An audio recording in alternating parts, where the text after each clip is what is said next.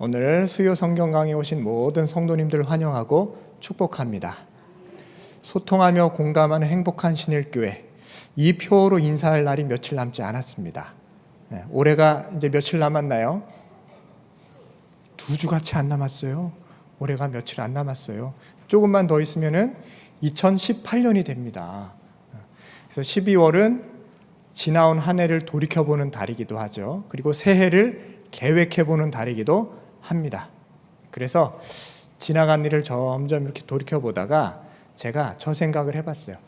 내가 처음 교회 나오던 그때가 언제였더라? 이제 이 생각을 해봤습니다. 그때가 기억나십니까? 처음 교회 오시던 날. 모태신앙 분들은 모르실 거예요. 엄마 뱃속부터 오셨기 때문에 기억이 없으실 테지만 나중에 나이 먹고 예수 믿으신 분들은 그날이 기억나실 겁니다. 내가 태어나서 처음 교회 나오던 날 기억나십니까?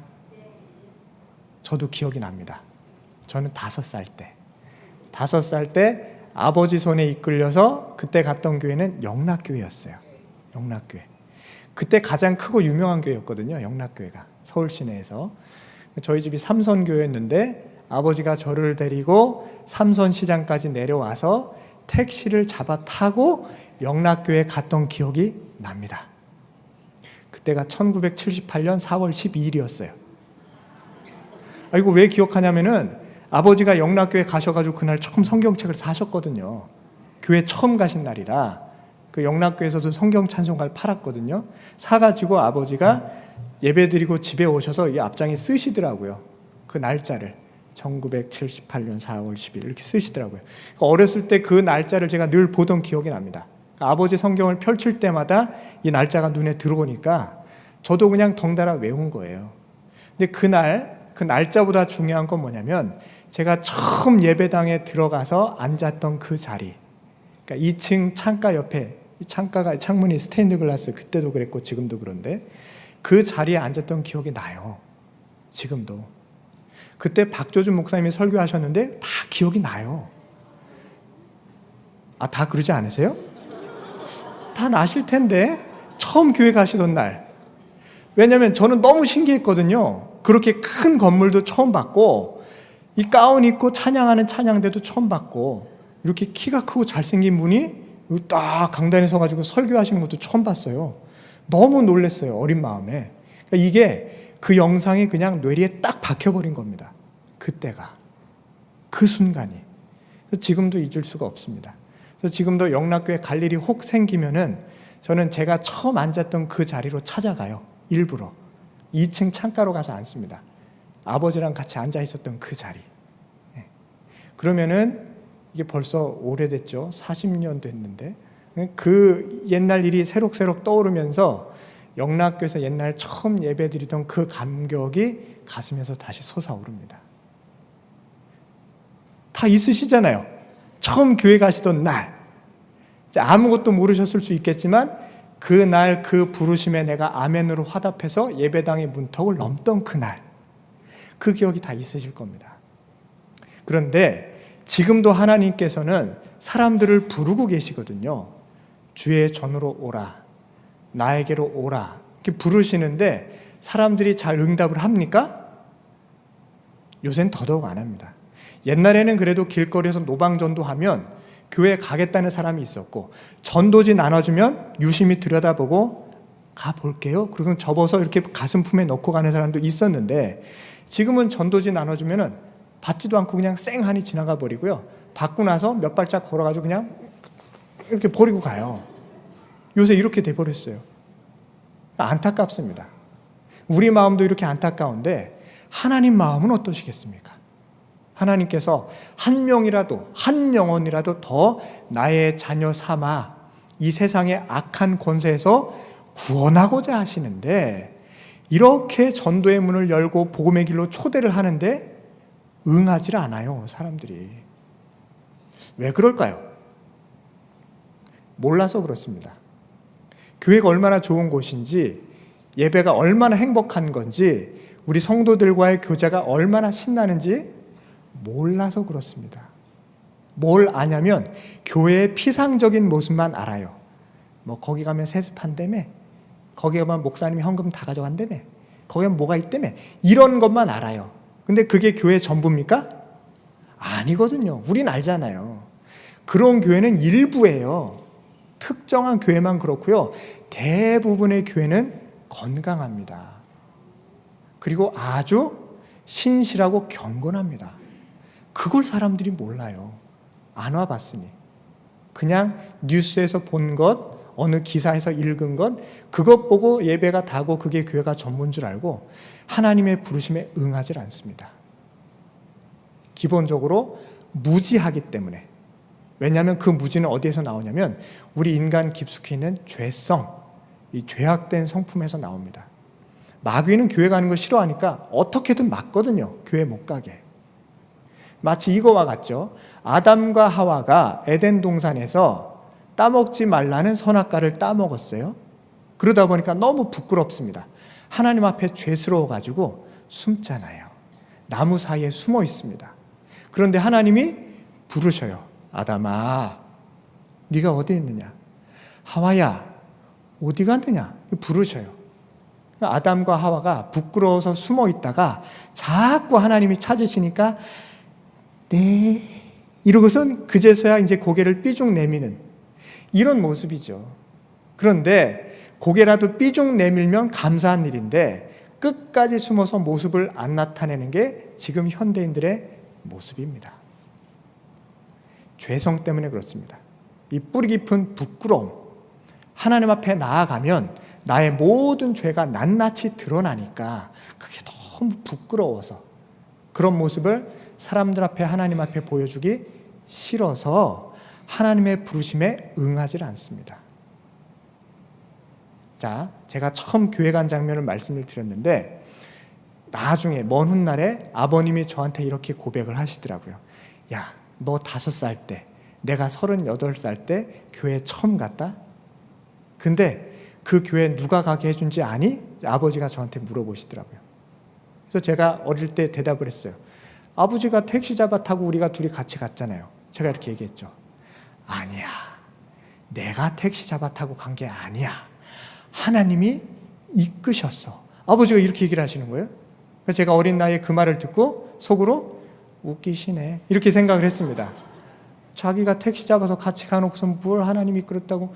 근데 제가 그 말뜻을 나중에 깨달았어요. 나중에 신학생이 되고 나서 성경 공부를 하면서 곰곰이 묵상을 해보니까 아버지 말씀이 옳아요. 내가 내 의지로 교회 가는 것이 아니라 하나님이 나를 부르셔서 그 부르심에 아멘, 제가 가겠습니다. 응답할 때에 그제서야 교회에 가게 되는 겁니다. 그렇죠? 여러분들도 마찬가지일 거예요. 그동안 모태신앙 아니신 분들은 그동안 수많은 부르심이 있었고 수많은 복음회로의 초대가 있었을 겁니다. 그런데 어느 기회 어느 때에 내 생각에는 우연인 것 같지만 사실은 하나님이 예배하신 그 때에 내가 예배당의 문턱을 넘어 처음 예배를 드리신 거죠. 그 이야기가 오늘 잠언 8장 1절에서 5절까지 나옵니다. 말씀을 보시면 지혜가 부른다. 명철이 소리를 높인다. 길가와 높은 곳과 내거리에 서서 불러 이른다. 내가 너희를 부른다. 소리를 높이노라. 이 말씀이 쭉 등장합니다. 이 이야기입니다. 내가 내 의지로 주님 전으로 가는 것이 아니라 하나님이 나를 부르셨기 때문에 그 부르심 덕분에 내가 은혜로 신앙생활을 하게 됐다는 얘기입니다. 믿으십니까? 예수 믿은 거는 큰 복입니다. 이거는 내가 내 의지로 예수를 믿겠다는 게 아니고 하나님 나를 이미 태초에 택하셔서 나를 교회로 발걸음을 옮겨주셨기 때문에 내가 주님 전에 나올 수 있었고 그제서야 신앙생활을 할 수 있게 된 겁니다. 믿으시죠? 이게 옳습니다. 이 주님의 전은 무엇이냐? 지혜의 집입니다. 잠언 말씀에 계속 거듭해서 등장하지만 하나님을 경외하는 것이 곧 지혜의 지식의 근본입니다. 예배가 뭐냐면 하나님을 경외하는 행위가 예배입니다. 그러니까 교회에서는 늘 예배와 집회가 펼쳐지잖아요. 그러니까 늘 지혜가 선포되는 자리가 바로 교회입니다. 그러니까 이 교회는 바로 하나님의 집이자 지혜의 집이 되는 겁니다. 자, 그런 의미에서 지금 이 자리에 모인 모든 분들은 이미 지혜의 집에 와 계신 분들이고 하나님의 초대 아멘으로 응답하신 분들입니다. 그래서 옆에 분들하고 인사 한번 나누시겠습니다. 지혜의 집에 잘 오셨습니다. 이렇게 인사하시겠습니다. 잘 오셨습니다. 그렇습니다. 자, 하나님이 부르시면 예 하고 달려가야 돼요. 끝까지 못 들은 척 이렇게 외면하면은 그 부르심에 끝까지 초대를 못 받습니다. 학교에 가면은 담임 선생님이 출석 부르시잖아요. 출석 부를 때 대답을 안 하면 결석 체크됩니다. 임꺽정, 네. 홍길동, 네. 성춘양, 얘 또 이몽룡이하고 놀이동산 갔구만. 결석. 이렇게 되는 거예요. 출석을 부르실 때 대답을 안 하면은 결석 처리가 되는 겁니다. 그런데 여기 계신 모든 분들은 하나님께서 이름을 부르시고 출석을 부르실 때 예 하고 달려오신 분인 줄 믿습니다. 아멘. 자, 그런데 문제는 학교에 왔다고 다가 아닙니다. 지혜의 집에 들어왔다고 이게 전부가 아닙니다. 수업 시간에 들어오셔가지고 주무시는 학생들 많아요. 그렇죠? 예, 여고 시절 생각해 보세요. 내 옆에 앉아 있었던 그 아이 지금 어디 가서 뭐 할까? 그렇게 잠만 자더니 이런 친구들이 있어요. 그러니까 지혜의 집에 들어왔다는 것 자체로 만족하시면 안 됩니다. 들어오신 이후에는 뭐를 하셔야 됩니까? 수업에 집중하셔야 됩니다. 선생님 말씀에 경청하셔야 됩니다. 네. 이게 지혜의 집에 부름받아서 이 안에 들어온 이들의 의무입니다. 우리들의 의무입니다. 그 이야기가 바로 6절부터 9절까지 등장합니다. 지혜의 말씀을 들으셔야 해요. 들어왔다가 전부가 아니고 지혜의 집에 들어온 이상 하나님께서 어떤 말씀을 하시는지 귀 기울여 경청하셔야 합니다. 6절 말씀을 제가 읽어드릴게요. 너희는 들을지어다. 자막이 딱 나왔네요. 한번 같이 읽어보겠습니다. 시작. 너희는 들을지어다. 내가 가장 선한 것을 말하리라. 내 입술을 열어 정직을 내리라. 아멘. 분명히 말씀하고 계시죠. 너희는 들을지어다. 하나님께서 말씀하신대요. 하나님께서 가르쳐 주신답니다. 그러니까 지혜의 집에 오신 이상 어떻게 하셔야 돼요? 들으셔야 돼요. 그 말씀을 귀 기울여 들으셔야 돼요. 지금도 교보문고나 반디앤 루니스 같은 대형 서점에 가시면 자기 개발 서적이 쫙 깔려 있습니다.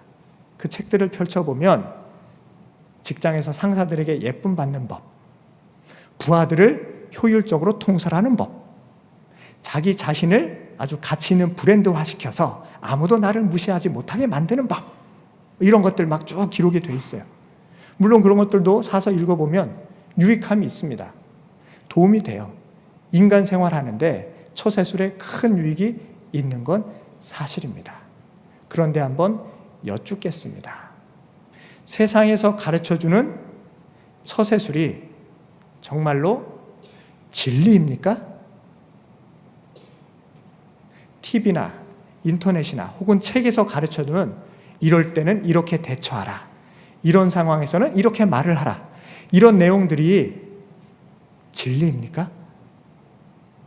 아니죠. 목소리가 그렇게 작으세요. 네. 부분적으로는 옳을 수 있어요. 부분적으로는 그 말이 참일 수 있습니다. 그런데 하나님께서 보시기에 그것도 일종의 처세술이고 인간 관계술일 뿐이지 참 진리는 아닙니다. 참 진리가 될 수는 없습니다. 그러면 진짜 진리는 어디 가서 배웁니까? 누구에게 배워야 됩니까? 친구에게 배울 수도 있고 학교나 직장의 선배에게 배울 수도 있고 또 우리의 부모님에게 배울 수도 있어요. TV나 책을 통해 배울 수도 있습니다. 필요합니다. 다른 사람들의 이야기와 조언을 귀담아 들어야 됩니다. 하지만 그게 전부는 아닙니다. 그게 진리의 전체는 아닙니다. 그러면 진리는 어디에서 배울 수 있습니까? 지혜의 집. 지혜의 집이 어디입니까? 교회입니다. 교회. 예배당. 하나님의 참 진리가 선포되는 예배당. 그곳만이 진리가 살아 숨쉬는 곳인 줄 믿습니다. 그렇기 때문에 세상의 지식은 잠깐의 유익이 있으나 하늘의 지혜는 금생과 내생에 영원한 약속이 있는 줄 믿습니다. 그러니 우리가 따라야 할 길이 어디겠습니까? 어느 길을 따라가야 되겠습니까?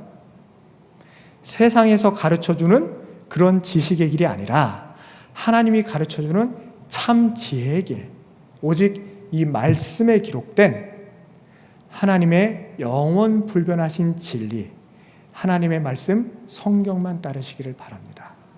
이랬을 때에 복도 저절로 따라옵니다. 자, 이제 세 번째 이야기로 넘어가도록 하겠습니다. 하나님께서 맨 처음 우리들을 지혜의 집 예배의 자리로 초대하십니다. 아멘. 응답하시면 이제 이 교회로 오셔서 신앙생활을 하시게 되는 거죠.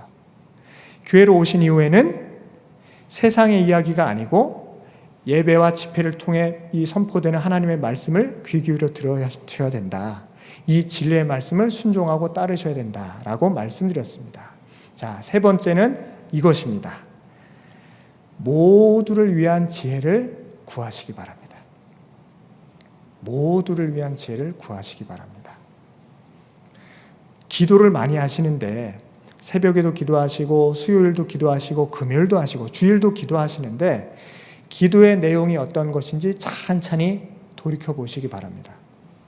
보통 기도하실 때 무엇을 구하십니까? 하나님 앞에 구하는 것이 어떤 것입니까?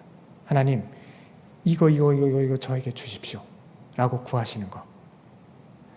어떤 거 구하세요? 우리가 마땅히 구해야 될 것이 무엇입니까? 하나님의 나라와 그 의를 구하셔야죠. 오늘 본문을 한번 보겠습니다.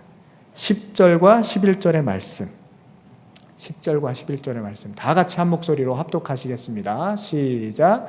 너희가 은을 받지 말고 나의 훈계를 받으며 정금보다 지식을 얻으라. 대저 지혜는 진주보다 나음으로 원하는 모든 것을 이에 비교할 수 없음이니라. 아멘. 오늘 본문에 비추어 보면 우리가 구해야 할 것이 무엇인지 정답이 나옵니다. 뭘 구해야 한다고요? 지혜를 구해야 합니다. 우리가 마땅히 구할 것은 지혜입니다. 근데 지혜가 쉬운 것 같은데 어렵죠? 뭘 구하는 게 지혜지? 어떻게 기도해야 좋은 거지? 한번 찬찬히 나의 기도를 돌이켜 보시기 바랍니다. 자, 지혜가 어떤 것인지 풀어서 말씀을 드리겠습니다. 이 잠언을 기록한 솔로몬 임금님의 예를 한번 들어보겠습니다. 솔로몬 임금이 인류 역사상 최고로 지혜로운 왕이었죠. 그러니까 인류 동서고금의 모든 지혜를 다 한 몸에 지니고 지혜로서 나라를 잘 경륜하던 위대한 왕이었습니다. 그럼 이 솔로몬이 지혜를 어떻게 얻게 되었나? 그 내용 다 아시죠? 솔로몬이 1000번제를 드렸어요. 1000번제를 드리고 나서 하나님이 그날 밤 꿈에 나타나십니다. 꿈에 나타나셔서 솔로몬에게 물어보셔요. 사랑하는 나의 아들아, 네가 나 보기에 선한 일을 행하였으니 내가 너에게 선물 하나를 주겠노라. 이렇게 솔로몬에게 말씀을 하셔요. 원하는 것을 무엇이든 하나를 구하라. 이렇게 하나님 말씀하십니다. 그랬을 때에 솔로몬이 뭐라고 대답을 합니까? 네. 그런데 다짜고짜 솔로몬이 지혜요. 지혜 주세요. 지혜. 이렇게 대답했겠습니까? 아닙니다. 요게 중요합니다. 솔로몬이 뭐라고 답했는지를 저희가 유심히 들여다봐야 됩니다. 그 대목 한번 보겠습니다. 역대하 1장에 있는 말씀 다 준비되어 있어요. 조금 길은데 다 같이 한번 합독하시겠습니다. 시작. 그날 밤에 하나님이 솔로몬에게 나타나 그에게 이르시되 내가 내게 무엇을 주랴 너는 구하라 하시니 솔로몬이 하나님께 말하되 주께서 전에 큰 은혜를 내 아버지 다윗에게 베푸시고 내가 그를 대신하여 왕이 되게 하셨사오니 여호와 하나님이여 원하건대 주는 내 아버지 다윗에게 허락하신 것을 이제 굳게 하옵소서. 주께서 나를 땅의 티끌같이 많은 백성의 왕으로 삼으셨사오니 주는 이제 내게 지혜와 지식을 주사 이 백성 앞에서 출입하게 하옵소서. 이렇게 많은 주의 백성을 누가 능히 재판하리까 하니 하나님이 솔로몬에게 이르시되 이런 마음이 내게 있어서 부나 재물이나 영광이나 원수의 생명 멸하기를 구하지 아니하며 장수도 구하지 아니하고 오직 내가 내게 다스리게 한 내 백성을 재판하기 위하여 지혜와 지식을 구하였으니 그러므로 내가 내게 지혜와 지식을 주고 부와 재물과 영광도 주리니 내 전의 왕들도 이런 일이 없었거니와 내 후에도 이런 일이 없으리라 하시니라. 아멘. 말씀대로 이루어졌습니다. 상당히 긴 분량인데 중요하기 때문에 다 읽었어요. 우리는 이 본문의 말씀을 짧게 기억하고 있습니다. 하나님이 솔로몬의 1000번지를 보고 너무 기쁘셔서 내가 너에게 뭘 주랴? 이렇게 물으시니까 솔로몬이 지혜를 주세요 라고 답했다고 우리는 기억을 하고 있습니다. 그런데 방금 읽으셨지만 솔로몬이 단답형으로 대답하지 않았어요. 그렇죠? 굉장히 길게 대답을 합니다. 지혜와 지식을 주십시오라는 말을 하기까지 어마무시하게 길게 이야기를 합니다. 처음 대목은 뭐냐면 하나님 참 감사합니다. 우리 아버지 다윗 때에도 이 나라의 민족을 지켜주시고 아버지의 뒤를 이어 제가 이 나라의 왕이 되게 하시니 감사합니다 라는 감사의 이야기가 먼저 나와요. 그러면서 하나님께서 우리 아버지 다윗에게 후손 대대로 이 나라를 다스리라 맡기셨으니 저도 그 직분을 잘 감당케 하여 주십시오 라고 말을 하면서 뭐라고 기도하냐면 저는 어리석기 때문에 이 백성을 온전히 다스릴 재주가 없나이다. 그러면서 이 백성들을 잘 재판할 수 있도록 지혜와 지식을 주십시오 라고 구했습니다. 그렇죠? 네. 그랬을 때 하나님이 그 기도를 들으시고 기뻐하시면서 아하 솔로몬아 네가 너 자신을 위하여 재물도 명예도 구한 것이 아니라 나의 백성들을 위하여 지혜와 지식을 구하니 내가 부와 명예와 모든 것을 다 주겠다. 이렇게 대답을 하십니다. 이게 비결입니다. 이게 비결이에요. 금도끼, 은도끼랑 비슷하지 않습니까? 금도끼가 네 도끼냐? 아닙니다. 은도끼가 네 도끼냐? 아닙니다. 그럼 이 쇠도끼가 네 도끼? 옳습니다. 그럼 내가 금도끼, 은도끼 다 너에게 주마. 이렇게 된 겁니다. 그러니까 솔로몬이 부와 명예를 다 차치하고 그거는 저한테 필요한 게 아니고요. 그거 말고요. 이 백성을 잘 다스릴 수 있는 지혜를 주십시오 라고 구한 겁니다. 그러니까 솔로몬은 이기적인 기도를 한 게 아니고 이타적인 기도를 한 겁니다. 그렇죠? 나를 위해서 무언가를 구한 게 아니고요. 남을 위해서, 우리 백성들을 위해서, 이 나라 이민족을 위해서 내가 좋은 지도자가 되어야 하겠으니 지도자의 요건으로서 지혜와 지식을 허락해 주십시오. 이렇게 구한 겁니다. 이런 기도를 하시기를 축원드립니다. 남을 위한 기도, 다른 사람을 살리기 위한 기도는 하나님이 100% 들어주십니다. 아니 120% 들어주십니다. 오늘 기도 응답에 나오잖아요.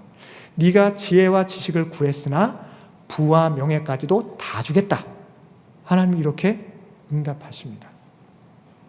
그러니 하나님 돈 좀 주세요. 이렇게 기도하는 것은 이 초신자 기도입니다. 초신자 기도입니다. 왜냐하면 돈이 필요한 것은 나를 위한 거거든요. 내 욕망을 달성하기 위해서 돈이 필요하니 제발 이걸 좀 주십시오. 이렇게 기도하는 겁니다.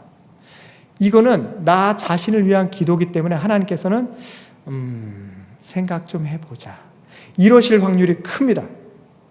그런데 우리가 기도를 바꿔야 됩니다. 하나님, 선교를 해야 되겠습니다. 하나님, 우리 이웃 중에 아픈 이들도 많고 가난한 이들도 많은데 그 이들을 좀 돕고 싶습니다. 섬기고 싶습니다. 그러니 제가 베풀 수 있도록, 나눌 수 있도록 재물의 축복을 좀 허락해 주십시오. 이렇게 기도하는 것이 훨씬 좋은 기도입니다. 나 자신을 위한 기도는 하나님이 잘 안 들어주십니다.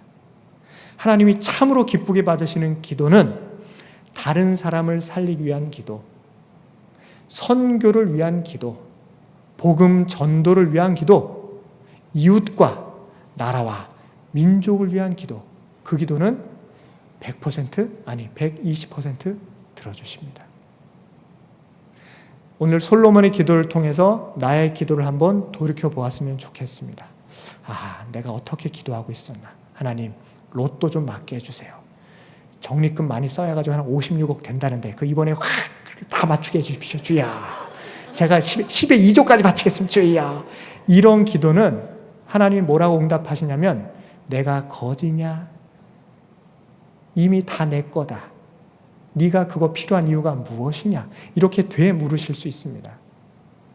그런 기도 말고요, 정말 솔로몬과 같이 대승적인 기도, 큰 그릇의 기도, 나라와 민족을 위해 섬기는 그런 기도하는 우리 신일의 모든 성도님들 되셨으면 좋겠습니다.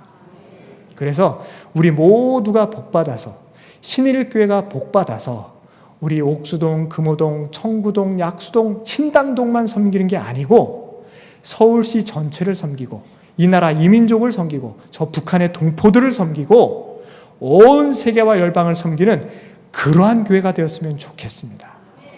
그렇게 큰 그릇의 기도, 큰 쓰임을 받는 우리 신일교회가 되기를 간절히 축원드립니다. 아멘. 우리 말씀을 정리하겠습니다. 우리 이 밤에 이렇게 기도했으면 좋겠는데요. 첫 번째, 아버지 하나님, 나를 부르시는 지혜의 초청에 아멘으로 응답하겠습니다. 두 번째로 이렇게 기도하겠습니다. 진주를 지혜보다 앞세우는 나의 모든 욕망 내려놓게 하시고 지혜의 가르침에 경청하는 내가 되겠습니다.